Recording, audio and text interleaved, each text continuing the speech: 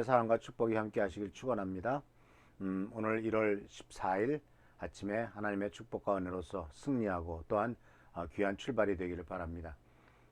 어제 이어서 이제 다윗이 어떻게 믿음과 삶의 성취를 이뤘고 위대한 신앙의 조상으로서 자리 잡을 수 있었는가 하는 것에 대해서 마음의 문제를 생각하려고 했습니다. 그랬을 때 이 마음의 문제에 있어서는 네 가지의 태도의 문제가 그 마음에서부터 이제 나오는데, 이 네 가지를 어떻게 볼 것이냐 하는 것인데, 그 네 가지는 바로 죄에 대하여, 두 번째는 스트레스에 대해서, 세 번째는 섬기는 일에 대해서, 네 번째는 성공하는 일에 대해서, 이 네 가지를 대한 태도를 하나하나 살펴보려고 합니다. 오늘은 바로 내가 잘못하고 죄를 저지르고 어떤 문제를 일으켰을 때 그것에 대해서 어떠한 태도를 가지는 것이 하나님의 마음에 합한 사람인가 하는 것을 같이 한번 생각해 보려고 합니다. 왜냐하면요, 사람들을 보면요, 여러 사람들을 대해보면은 성공했을 때 또는 스트레스 받았을 때 또는 어떤 문제가 생겼을 때 그에 대한 어떤 그 응답이나 보응이나 또는 어떤 액션을 취하는 것에 대해서 여러 가지 다양한 태도가 있습니다만, 그 중에서도 가장 그 사람이 어떤 사람인가를 보여주는 것은 바로 뭐냐면 그 사람이 잘못한 것이 드러났을 때입니다. 인간은 누구나 다 죄인이죠. 실수합니다. 실패합니다. 죄를 짓습니다. 이건 뭐 예외가 없습니다. 그런데 사실은 드러나지 않으면 잘 모르잖아요. 그런데 사람이 그 잘못된 것이 드러났을 때 어떤 태도를 갖고 있느냐라는 거죠. 죄를 안 지으면 얼마나 좋겠습니까? 그렇게 하는 게 당연한 일이겠죠. 근데 물론 이 다윗도 보면 이 나단 선지자가 와서 당신이 그 죄인이요라고 무섭게 책망할 때까지 사실은 그렇게 큰 죄책감은 없었던 것 같습니다. 바세바의 사건이나 또는 우리 아이를 죽인 것이나 이런 일에 대해서 물론 조금은 고민했을지 모르지만 성경 말씀 속에서는 그는 그 일 때문에 고민하면서 힘들어했다라고 하는 이야기는 하나도 없어요. 참 의아한 일이죠.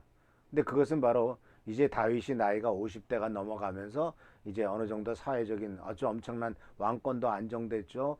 승승장구하죠. 이러다 보니까 이방 나라 왕들처럼 마음대로 해도 되는 줄 알고 교만에 빠졌던 것 같습니다. 근데 그래서 그런 죄를 저지르죠. 그러고 나서도 그게 죄인지를 잘 몰랐다 그런 얘기죠. 근데 이제 나단 선지자가 와서 하나님의 명령을 받아가지고 나단 선지자가 와서 다윗을 무섭게 책망하지 않습니까? 근데 이 다윗에게 이제 뭐라고 이제 얘기를 하냐면은 이 다윗에 대해서 이렇게 책망을 했을 때 사무엘하 12장 13절 말씀 속에서 다윗이 이렇게 대답을 합니다. 그때 다윗이 나단에게 자백하였다. 내가 주님께 죄를 지었습니다. 나단이 다윗에게 말하였다. 주님께서 임금님의 죄를 용서해 주실 것입니다. 그러므로 임금님은 죽지는 않으실 것입니다. 자, 용서를 받았대요. 그리고 죽지는 않을 거래요. 죽지는 않지만 죽을 만큼 힘들 거다라는 배경은 있습니다. 근데 우리는 여기서 오늘 먼저 첫 번째로 생각하는 것은 바로 뭐냐면 죄가 지적당했을 때 죄에 대한 태도가 뭐냐 이거예요. 일반적으로 당신 이런 것이 잘못했잖소 라고 말하면 일반적인 반응은 뭐냐면 핑계죠. 뭐 때문에 되게 핑계 아니면 책임 전가, 다른 사람에게 떠넘기는 것, 또는 합리화 중에 가장 흔히 하는 합리화가 바로 뭡니까? 세상 사람들 다 그런데 뭐 하고 얘기하는 거죠.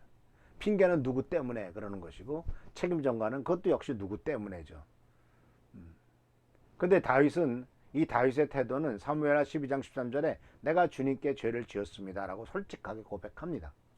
사실 왕권이 아주 단단해지고 이제 말 한마디로 남을 죽일 수도 있고 말 한마디로 어떤 일을 할 수 있는 왕이 그 선지자가 와서 그렇게 책망을 한다고 해서 금방 내가 하나님 앞에 죄를 지었습니다라고 얘기하기가 쉽지가 않아요.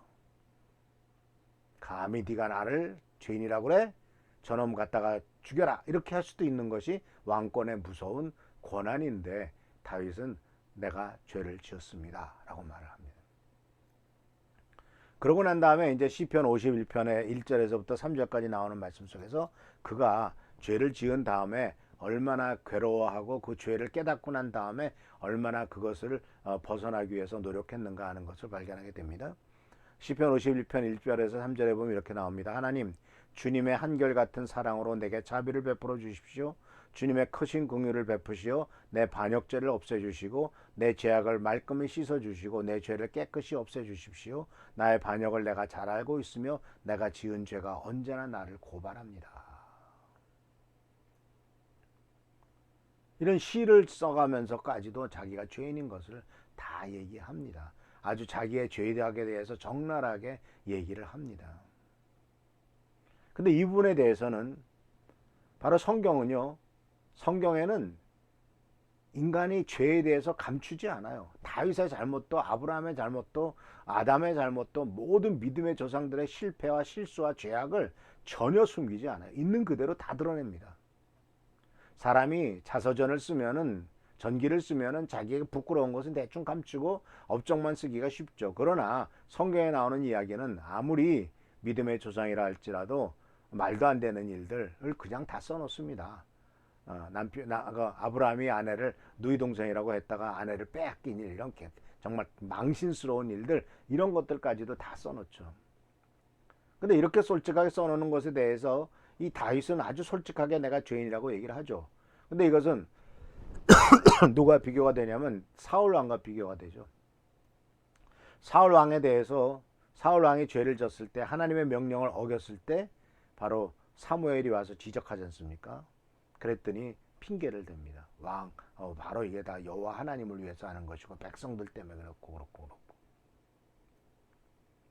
결국 그는 하나님으로부터 버림을 받습니다.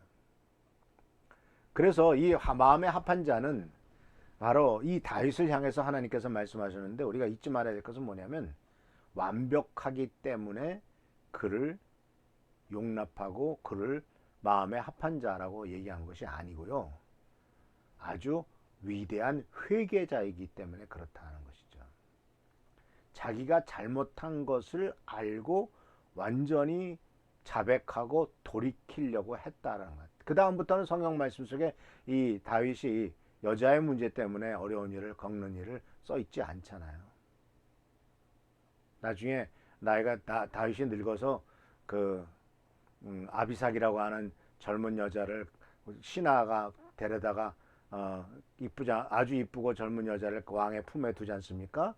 몸이 추우니까 그 체온을라도 덮이라고 왕은 동침하지 않았다라고 성경은 기록되어 있습니다. 그것은 바로 밧세바와의 사건 이후에 그는 철저히 하나님의 뜻에 따라서 움직였다는 것을 볼 수가 있습니다. 그래서 이렇게 이 하나님의 마음에 합한 자라고 하는 것은 완벽한 자에게 주어지는 칭송이 아니다라는 사실을 기억하세요. 그래서 다윗은 알았습니다. 시편 51편 17절에 뭐라고 말하고 있냐면, 하나님께서 원하시는 제물은 찢긴 심정입니다. 오 하나님, 주님은 찢겨지고 짓밟힌 마음을 멸시하지 않으십니다. 통회하고 자백하며 나는 죄인입니다 하고 고통스럽게 자기의 잘못을 고백하는 이 찢어진 심령을 하나님은 멸시하지 않고 기쁘게 받아주신다는 거죠. 마치 돌아온 탕자인 둘째 아들이 집으로 돌아올 때 그냥 맨정신 갖고 돌아왔겠습니까? 찢겨진 심정 갖고 돌아왔죠.